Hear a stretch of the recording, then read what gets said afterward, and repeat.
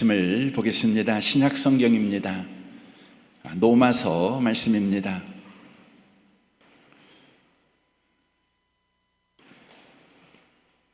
신약 성경 252면에가 있습니다. 252면 로마서 9장입니다. 30절부터 33절까지 기록된 말씀을 보겠습니다. 30절부터 33절까지의 말씀입니다. 함께 기록된 하나님의 말씀을 읽으실 때 하나님의 음성을 듣는 복된 시간 되시기를 바랍니다. 읽겠습니다.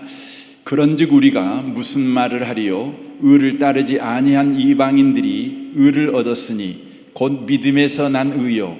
의의 법을 따라간 이스라엘은 율법에 이르지 못하였으니 어찌 그러하냐? 이는 그들이 믿음을 의지하지 않고 행위를 의지함이라. 부딪히는 돌에 부딪혔느니라. 기록된 바 보라 내가 걸림돌과 거치는 바위를 시온에 두노니 그를 믿는 자는 부끄러움을 당하지 아니하리라 함과 같으니라. 아멘. 함께 예배하는 모든 분들 가운데 이 말씀에 축복이 함께 하시기를 주님의 이름으로 축원합니다. 이 말씀에 의지해서 실패 없는 말씀 순종이라는 제목으로 오늘 말씀 순종에 관한 말씀을 드리도록 하겠습니다. 성도에게 하나님의 말씀에 순종하는 일은 아무리 강조해도 지나치지 않는 강조일 것입니다. 그만큼 신앙생활에 있어서 하나님 말씀에 순종하는 것은 바로 중요한 문제입니다. 예수님께서는 요한복음 15장에서 하나님의 말씀에 순종하는 것은 가지가 포도나무에 붙어 있는 것과 같다라는 의미의 말씀을 하십니다. 곧 포도나무이신 예수님과 가지인 우리가 붙어 있는 삶의 방식이 하나님의 말씀에 순종하는 것이라는 것을 우리에게 말씀하고 있다는 것입니다. 그러나 오늘 본문 말씀에 보시면 하나님의 말씀에 순종하다가 예수님을 거절한 민족에 관한 이야기를 오늘 본문에서 하고 계십니다. 9절 31절을 보겠습니다. 의의 법을 따라간 이스라엘은 율법에 이르지 못하였으니 라고 말씀합니다. 메시지 성경으로 읽어보면 하나님께서 하고 계신 일에 대해 읽고 이야기하는 일에 그토록 관심 많아 보였던 이스라엘은 결국 그것을 놓치고 말았습니다 라고 기록하고 있습니다. 이스라엘 백성들은 하나님의 말씀에 순종하는 일에 열심을 가지고 있었고 또한 순종하는 일에 헌신과 또 노력을 했던 민족입니다. 그런데 그들이 하나님의 말씀에 순종하는 노력과 헌신이 결과적으로 예수님을 거절하는 결과를 가져왔다는 말씀의 의미입니다. 그렇다면 왜 이스라엘 백성들은 하나님의 말씀에 순종하다가 예수님을 거절했습니까? 32절이 말씀합니다. 어찌 그러하냐? 이는 그들이 믿음을 의지하지 않고 행위를 의지함이라 라고 말씀합니다. 믿음을 의지하지 않고 행위를 의지했기 때문에 하나님의 말씀에 순종하다가 예수님을 거역했다는 의미의 말씀입니다. 믿음은 뭡니까? 하나님이 하신 일을 신뢰하는 것입니다. 행위는 뭡니까? 자신이 한 일을 신뢰하는 것입니다.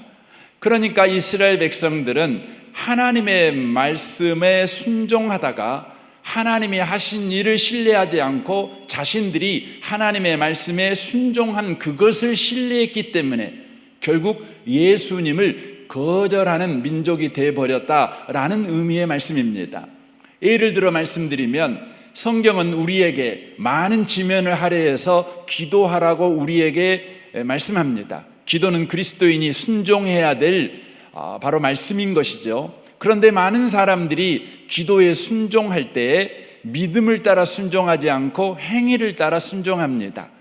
어떤 사람은 믿음을 따라 기도를 요청하신 하나님을 기억하고 기도하는 중에 하나님께서 어떻게 일하실 것인가, 기도 후에 하나님이 어떻게 일할 것인지를 계속해서 주목하여 하나님을 신뢰하는 기도를 하지만 어떤 사람은 자신이 기도한 것을 신뢰하는 기도자가 있다는 것입니다. 본인이 금식했다면 금식 기도를 신뢰합니다.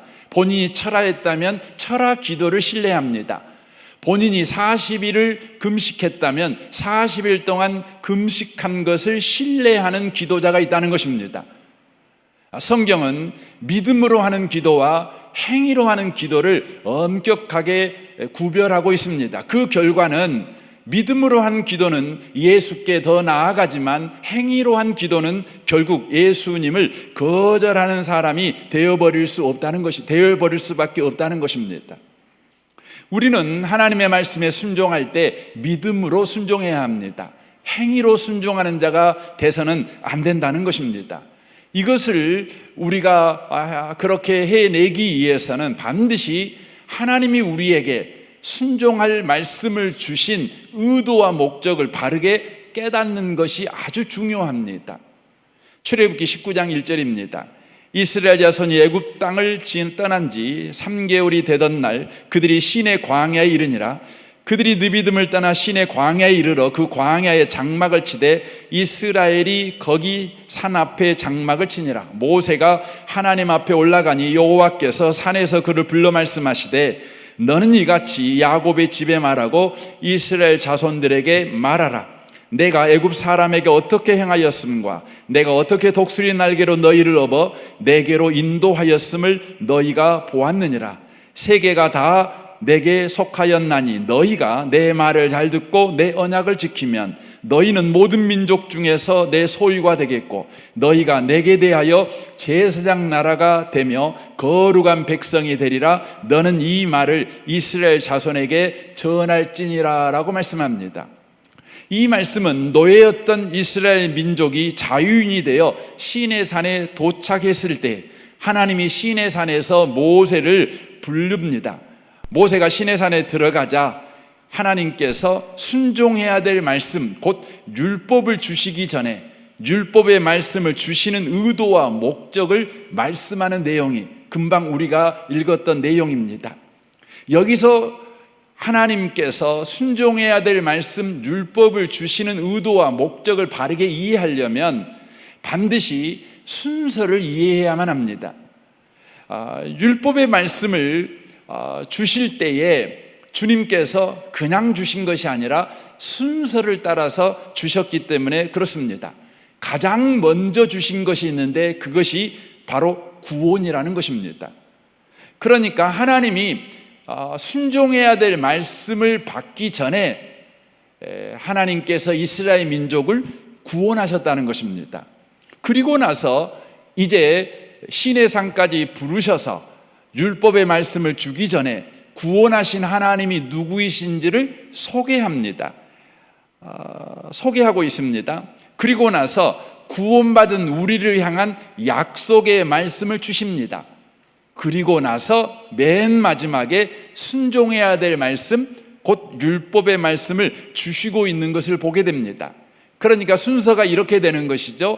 구원을 주시고, 그리고 하나님을 소개하시고, 또한 약속하시고, 그리고 나서 율법을 주고 있는 순서를 바로 가지고 있다고 하는 것입니다.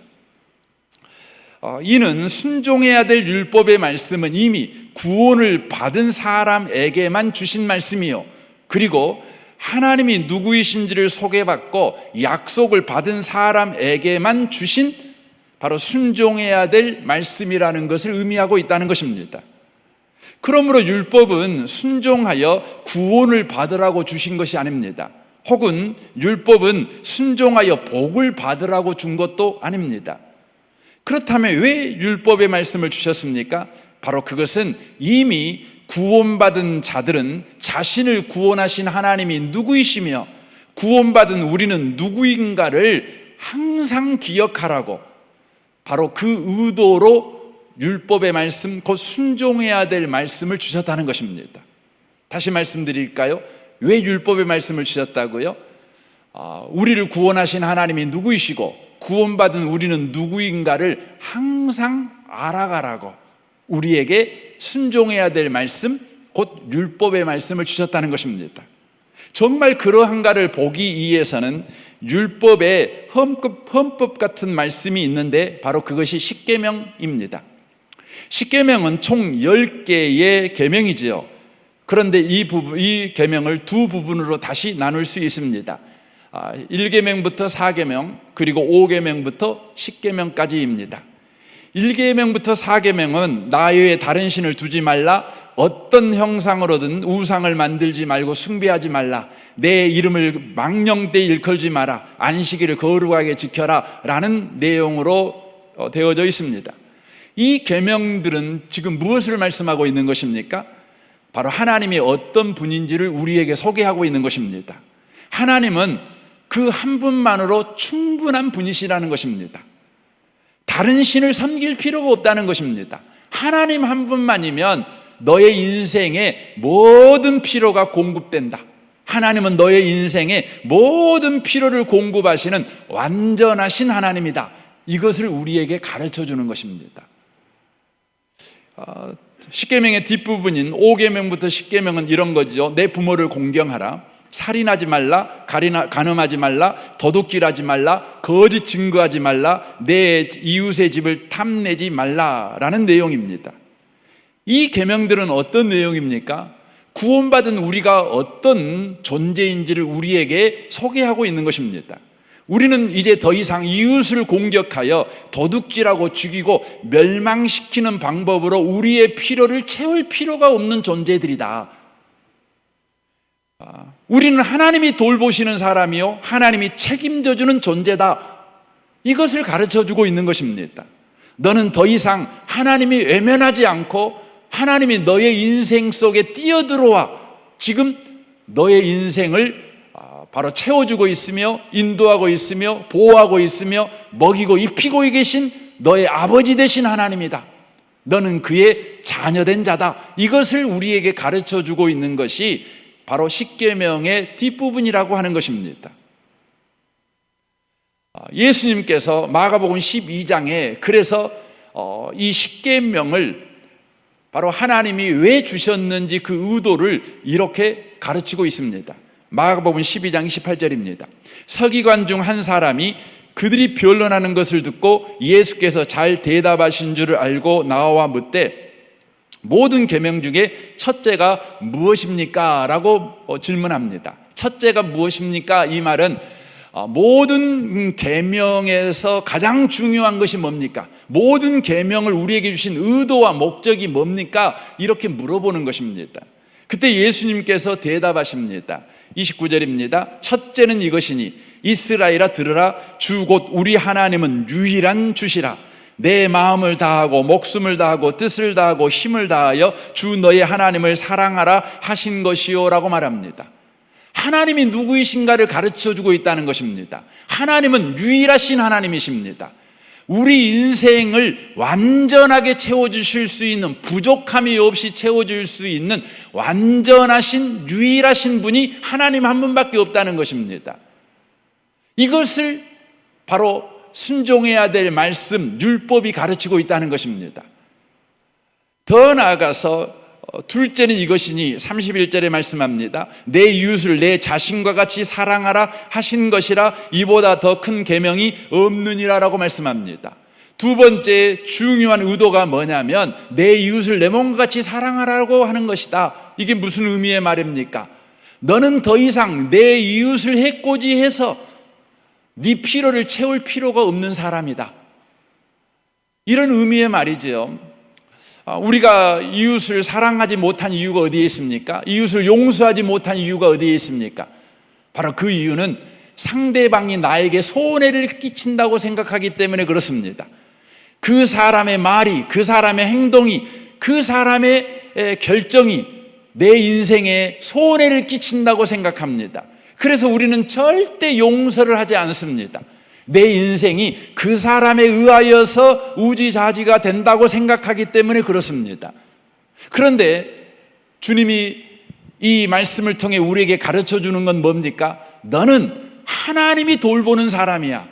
네 인생의 생사화복은 하나님의 손에 달려 있어. 너는 하나님의 아버지인 자야. 네 이웃에게 영향을 받는 자가 아니야. 그러니까 너는 용서해도 손해 안 봐. 너는 이웃을 사랑해도 너는 손해를 보지 않아. 이 말씀을 하고 있는 것입니다. 그때 서기관이 말합니다. 선생이 옳소이다. 하나님은 지혜를 다하고 힘을 다하여 하나님을 사랑하는 것과 또 내 이웃을 자신과 같이 사랑하는 것이 전체로 드리는 모든 번제물과 기타 제물보다 나으니이다 라고 말합니다. 이 서기관이 맞장구를 치는 것이 그렇습니다. 하나님이 우리에게 순종해야 될 말씀을 주신 의도는 바로 하나님이 누구이신가, 내 이웃이 나는 누구인가를 알고 그렇게 인생을 살아가는 것, 그것입니다. 우리가 전 재산을 들여서 하나님 앞에 애물을 드리고 하나님 앞에 헌신하는 것보다 하나님이 누구이신가, 그리고 예수 안에 있는 나는 누구인가를 아는 것이 더 중요합니다. 이렇게 맞장구를 칩니다. 그때 예수님이 말씀합니다. 예수께서 그가 지혜 있게 대답함을 보시고 이르시되 네가 하나님의 나라에서 멀지 않도다. 너는 지금 하나님의 통치를 받고 있는 거야. 이 말을 하는 것입니다.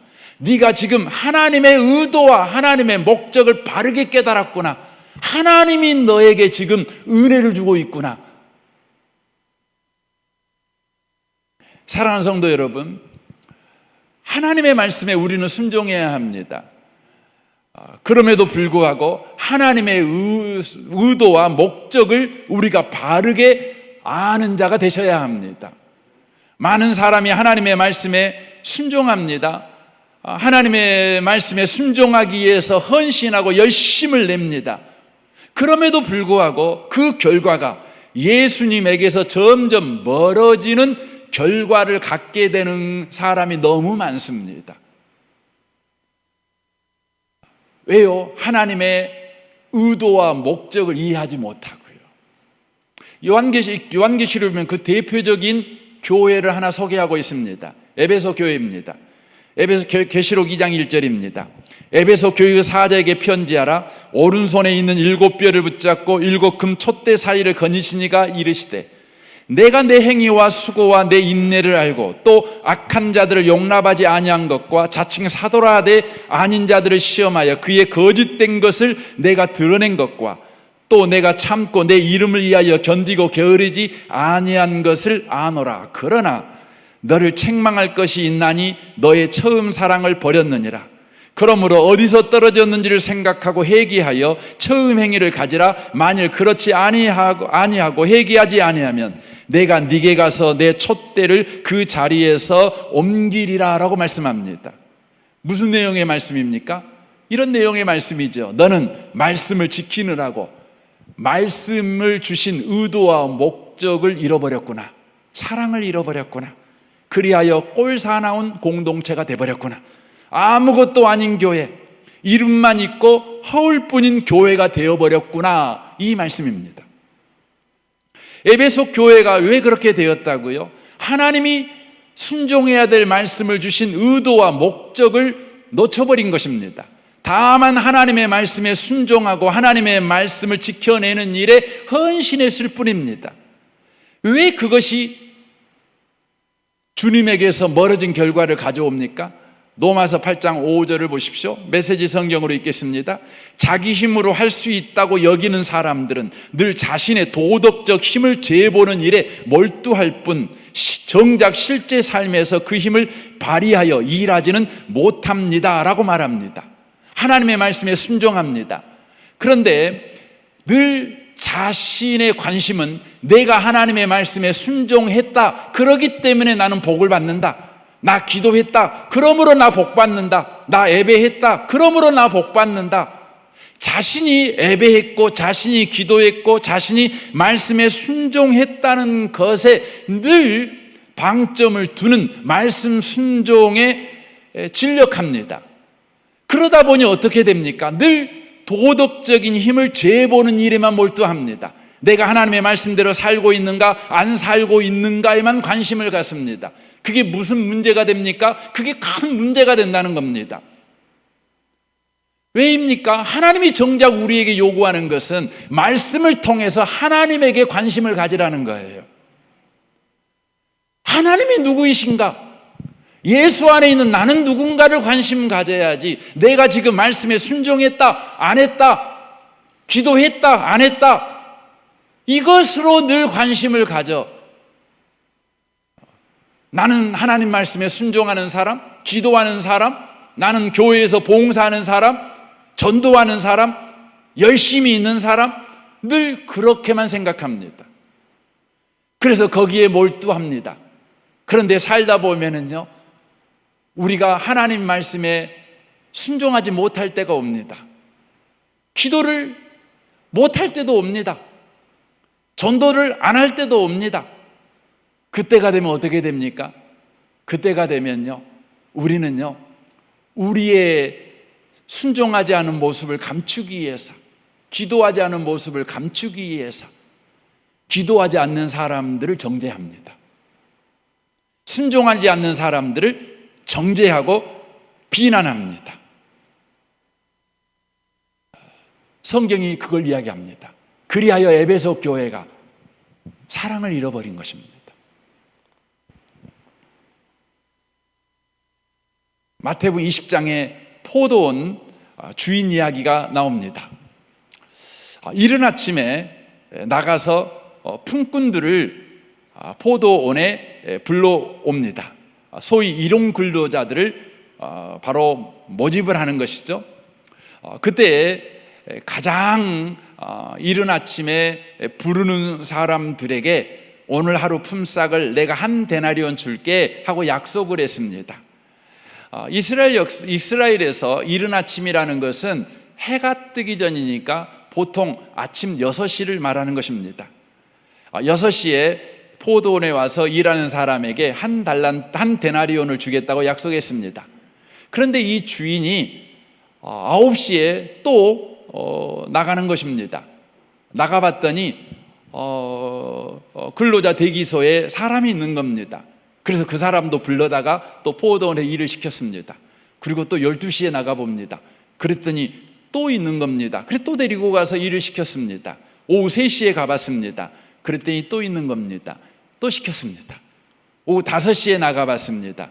5시에도 있는 사람들을 데리고 가서 포도원에서 일하게 해주었습니다. 이제 하루 일과가 끝났습니다. 통상적으로 이스라엘에서는 저녁 6시가 일이 끝나는 시간입니다. 이제 모든 일을 끝나고 품삯을 줍니다. 품삯을 주는 순서가 가장 늦게 온 사람부터 품삯을 줍니다. 오후 5시에 온 사람이죠. 그 사람은 1시간밖에 일하지 않았습니다. 그런데 그 사람에게 이 주인이 한 데나리온을 주었습니다. 그러자 아침 6시부터 온 사람이 얼른 머리가 돌아서 계산을 해보니까 자기는 12시간을 일한 겁니다. 그러니 자기는 몇 데나리온을 받을 수 있겠습니까? 12데나리온을 받겠구나, 이 생각을 했습니다. 자기 차례가 되었습니다. 손을 내밀었습니다. 주인이 자기에게 12데나리온을 묵직하게 주겠지 기대를 했는데 웬걸 한 데나리온만 주는 것입니다. 그때 이 사람이 항의합니다. 항의 내용이 마태복음 20장 11절에 기록이 되어 있습니다. 받은 후 집주인을 원망하여 이르되 나중 이 사람들은 1시간밖에 일하지 아니하였거늘 그들을 종일 수고하며 더위를 견딘 우리와 같게 하였나이다. 말하는 것이죠. 이 사람 말이 맞는 것 같이 보이죠. 주인, 당신은 왜 12시간 일한 사람하고 1시간 일한 사람하고를 동일 임금을 줍니까? 왜 일한 만큼 돈을 안 주고 왜 약속한 만큼만 돈 줍니까? 지금 이 말을 하는 거예요. 이때 주인이 말합니다. 그 중에 한 사람에게 대답하여 이르되 친구여, 내가 네게 잘못한 것이 없노라. 내가 나와 한 데나리온의 약속을 하지 아니하였느냐? 내 것이나 가지고 가라. 나중은 이 사람에게 너와 같이 주는 것이 내 뜻이니라. 내 것을 가지고 내 뜻대로 할 것이 아니냐? 내가 선함으로 네가 악하게 보느냐라고 말합니다. 우리는 여기서 포도원 주인의 의도를 알아야 되는 것입니다. 포도원의 주인에게는 이미 포도원에 일하는 많은 일꾼들이 있었을 것입니다. 소위 정규직 직원들이 있었을 것입니다.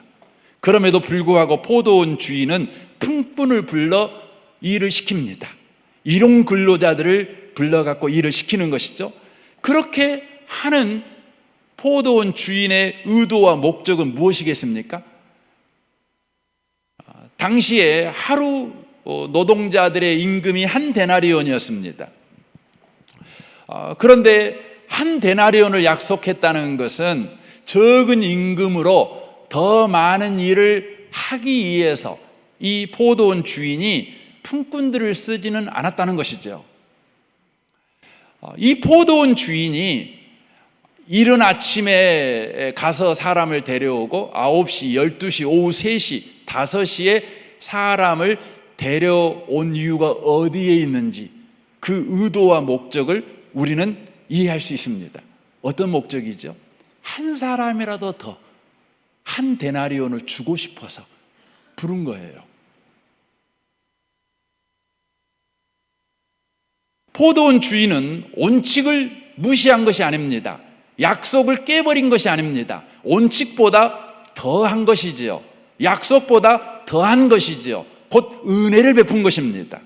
다시 말하면 포도원 주인이 품꾼에게 한 데나리온이라는 약속을 정한 것은 품꾼들이 포도원 주인은 은혜로운 주인이라는 사실을 알게 하는 것과 이 포도원에서 일하는 우리는 은혜 받은 자라는 사실을 알게 하는 데 목적이 있었다는 거예요. 예수님께서 이것을 천국 비유라고 말씀합니다. 이것은 하나님이 통치하는 우리의 삶을 보여주고 있는 것이지요. 하나님이 우리의 삶을 기대하고 있는 건 뭡니까? 하나님이 누구이신지를 알고 하나님 안에 있는 우리가 누구인지를 알게 하시는 의도와 목적을 가지고 지금 하나님은 우리의 삶 속에 일하고 있다는 것을 말하고 있다는 것입니다. 그러나 이른 아침에 온 품꾼은 포도원 주인이 베푼 은혜를 생각하지 않습니다. 포도원 주인이 자신들을 쓴 이유 그리고 한 데나리온을 약속한 의도와 목적을 전혀 이해하지 못합니다. 그러니까 포도원 주인에게 그는 항의합니다. 왜 일한 만큼 주지 않습니까? 왜 일한 만큼 우리에게 주지 않습니까? 하고 그는 말하고 있는 것입니다. 이 불평과 불만은 자신보다 늦게 와서 은혜로 한 데나리온을 받은 사람들을 급기야는 비난하고 정죄하는 쪽으로 나아갈 것입니다. 역사 속에서 보면 이른 아침에 부름받은 품꾼 같은 민족이 있었는데 바로 이스라엘입니다. 그들은 이른 아침에 부르심을 받았습니다. 그리고 나서 이방인에게 우리 하나님이 구원을 베풀 때 그들 가운데 불평과 불만이 터져 나오는 것입니다. 왜 우리는 이렇게 많은 세월 수고했는데 왜 이방인과 똑같이 우리에게 이 구원을 줍니까? 왜 이방인에게 준 구원을 우리에게도 주는 겁니까? 왜 이방인만큼밖에 구원을 주지 않습니까? 하고 항의하는 것이죠. 그들은 역사 속에서 끊임없이 하나님에 대한 불평과 불만을 가지고 이방인과 선민을 구별했습니다. 율법을 지키는 자와 지키지 않는 자를 구별했고 예배 드리는 자와 예배 드리지 않는 자를 구별했습니다. 기도하는 자와 기도하지 않는 자를 구별했고 봉사하는 자와 봉사하지 않는 자를 구별합니다. 거룩한 자와 거룩하지 않는 자를 구별해서 끊임없이 차별했습니다. 그리고 마침내 예수님이 오자 예수님마저도 거절해버렸습니다. 32절입니다. 어찌 그러하냐? 이는 그들이 믿음을 의지하지 않고 행위를 의지함이라. 부딪히는 돌에 부딪혔느니라. 부딪힌 돌이 누굽니까? 예수님을 가르칩니다. 메시지 성경으로 보겠습니다. 그들은 자신들의 하나님 프로젝트에 너무나 푹 빠져 있어서 그만 바로 눈앞에 계신 하나님을 주목하지 못했습니다. 길 한복판에 우뚝 솟은 거대한 바위 같은 그분을 말입니다. 그들은 그분과 부딪혔고 큰 대자로 쭉 뻗어버리고 말았습니다 라고 성경이 말합니다. 율법을 지키느라고 율법을 주신 하나님을 거절했습니다. 급기야는 예수님을 거절했습니다. 하나님께서 이스라엘 백성을 바벨론 포로가 되게 하셨습니다. 그들은 바벨론 포로로 끌려가서 깨달았습니다. 왜 하나님을 믿는 우리가 이렇게 이방인에게 부끄러움을 당하는가? 그들이 생각하고 내린 결론은 뭐냐면 하나님의 말씀대로 살지 않았기 때문에, 그래서 그들은 하나님의 말씀을 지키기 위한 운동을 했습니다. 하나님의 말씀을 지키자, 토시 하나도 틀리지 말고 지키자, 철저하게 지키자. 이 운동에 선봉에 선 사람들이 누구냐? 바리새인들입니다. 바리새인이라는 뜻은 구별된 자라는 뜻입니다. 그들은 철저하게 이방인들에게 부끄러움을 당한 이유가 하나님의 말씀대로 살지 않았기 때문이라는 자각을 하고 하나님의 말씀대로 살아가기 위해서 몸부림을 친 것입니다.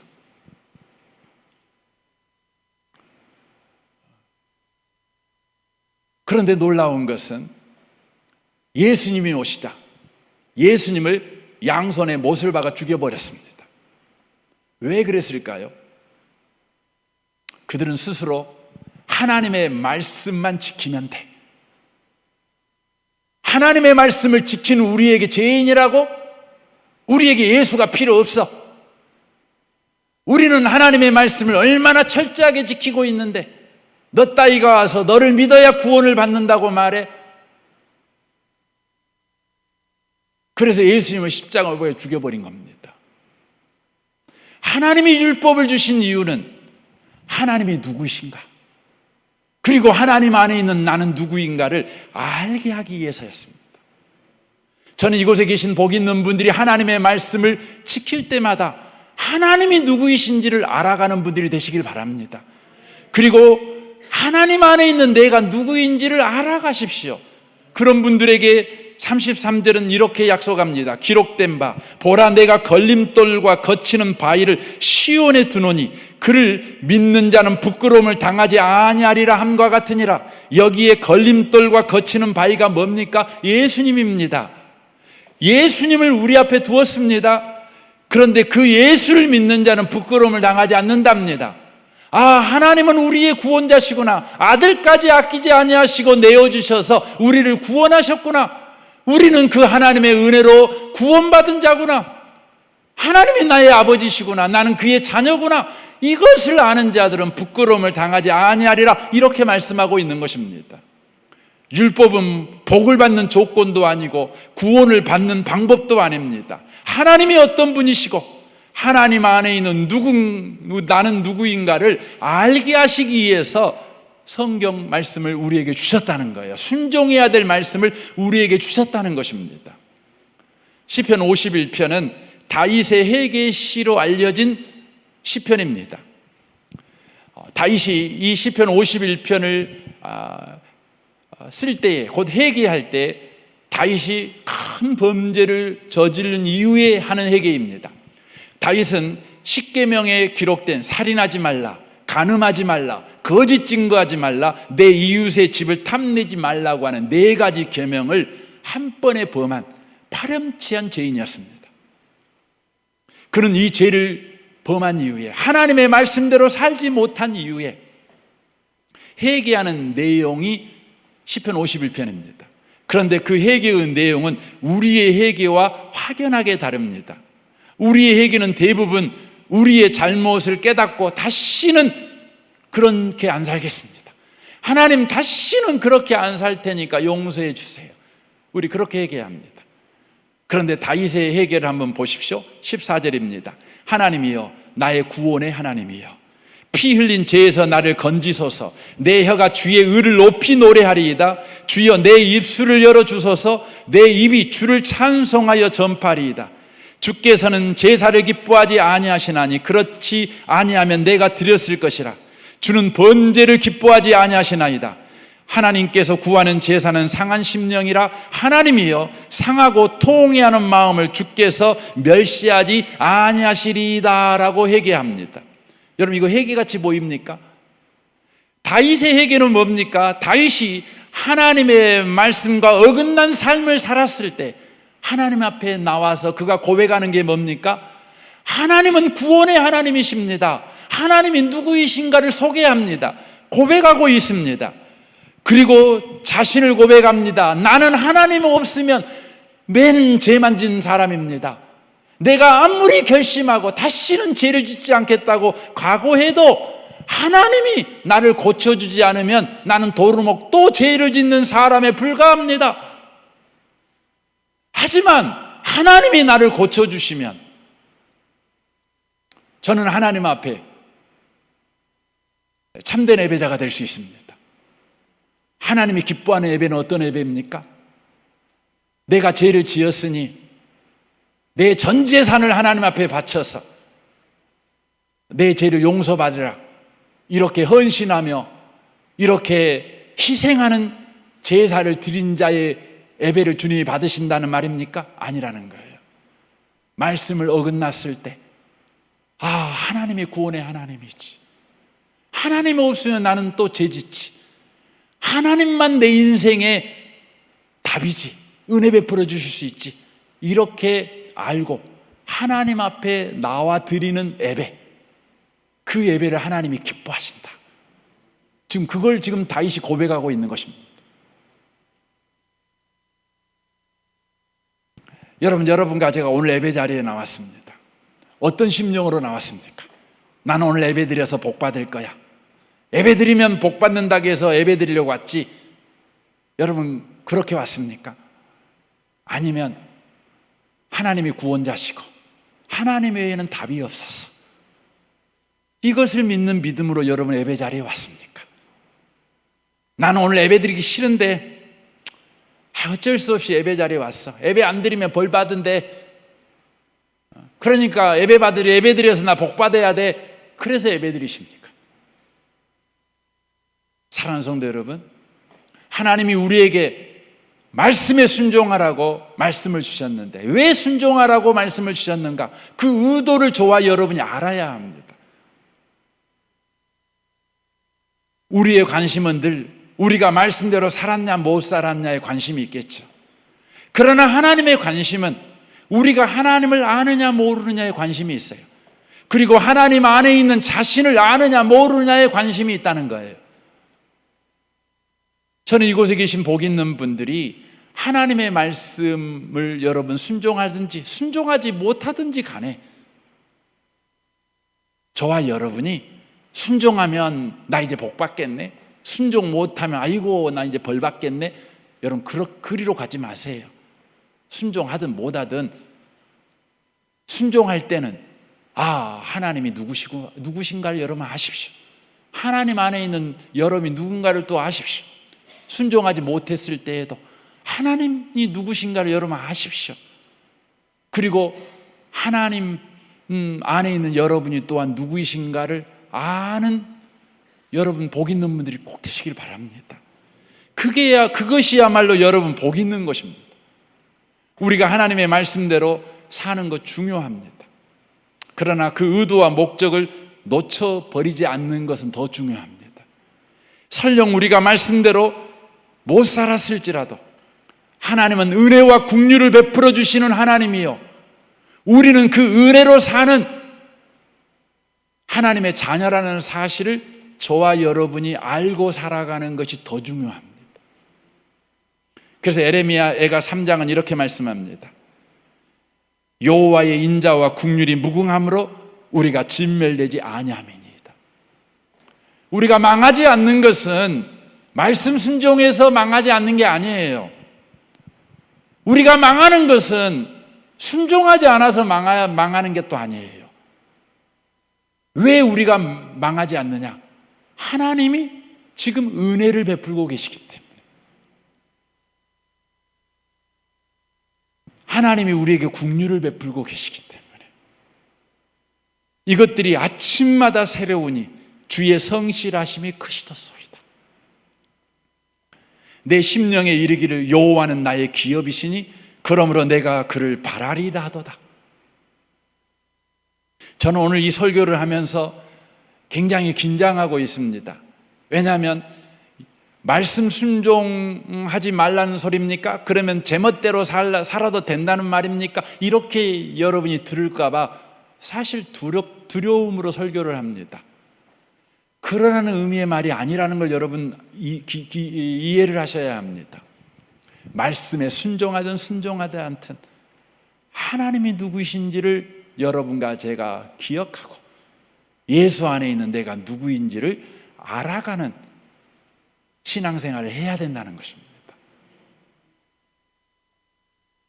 이스라엘은 하나님의 말씀에 그렇게 집요하게 열심히 헌신적으로 말씀에 순종하다가 예수님을 거절해 버렸습니다. 이 시대에도 너무나 많은 그리스도인들이 말씀에 순종하다가 예수를 거역합니다. 예수 없어도 된다고 생각해요. 저와 여러분에게 예수만이 구원자십니다.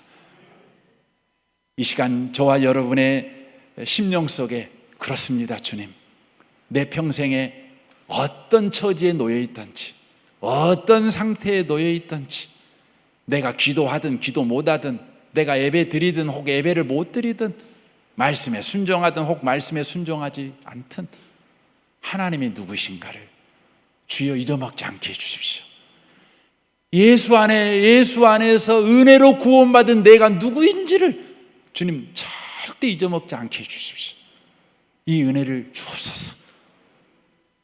이 은혜를 구할 줄 아는 복 있는 성도들이 다 되시기를 주님의 이름으로 축원합니다. 아멘. 우리 시간